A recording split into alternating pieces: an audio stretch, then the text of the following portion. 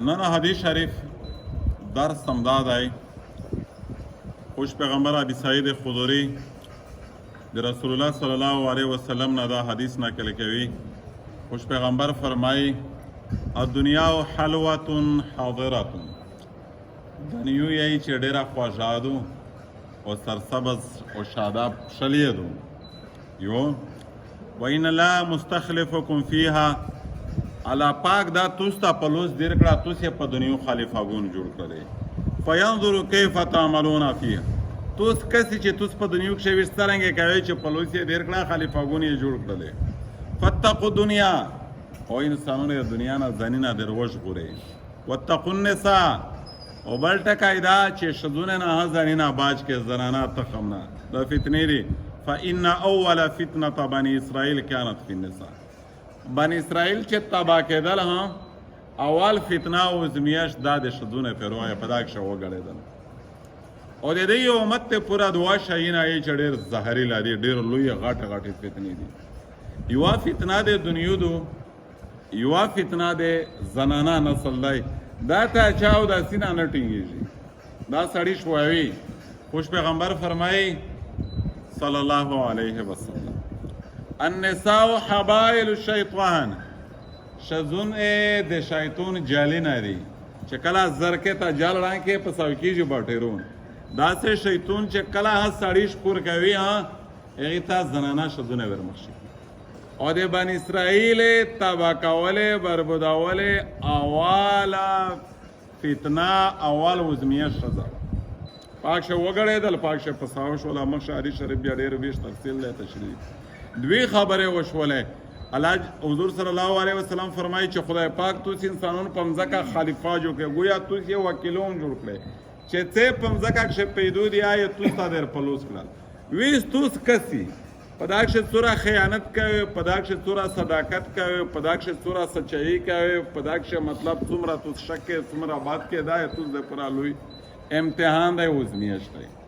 له د حدیث دغې ټکوړي بله تشریح دا دو چې توسې دغې مځکې خلیفګون یې پلارې د نیکي خلیفګون یې د پلور د نیکه نه هر شی توس ته پلوس دې راغلل درته پوته شول.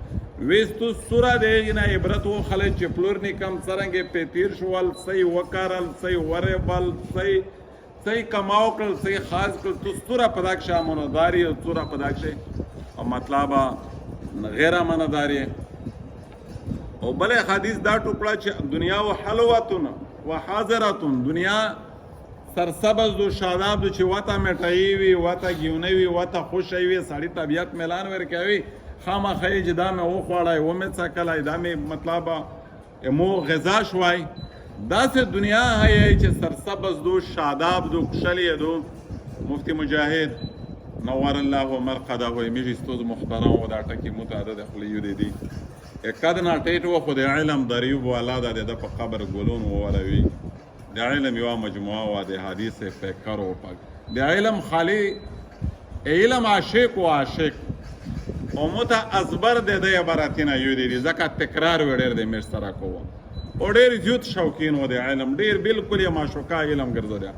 دا حدیث شریف د ذکر کوم میش دا په سبق شنه و، میش سبق نه زنوي کتاب بل و ور سره خو ټکي دا بیانول الدنیا و حلوة و حاضرة، دنیا خوږه هدو، سرسبر و شاداب هدو، یې سړي زړه هم اعلان ورکو.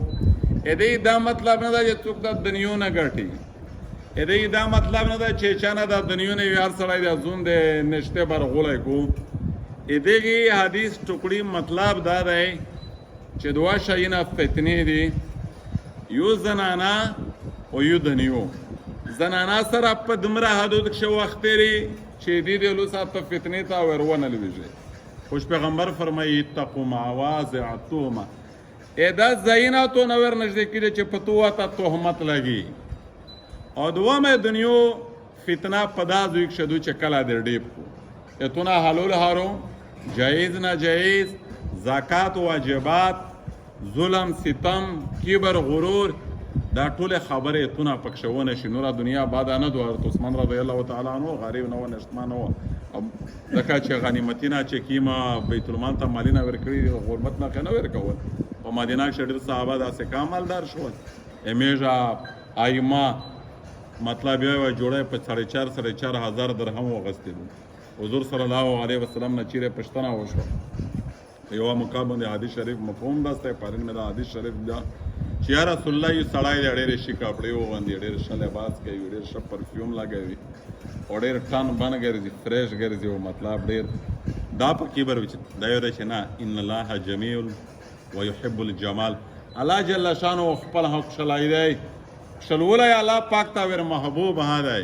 دغې ټکي دا معنا نه دو چې دنیو ته داسې ورته چې مطلب یې تو بیینه وخیږي خیرنې د جومې وي او پراپرټي دا سواوې سراوې د مځکې وي ویګا وچه مړۍ خورې چې کله شي دا د قبیلې سره ظلم دی.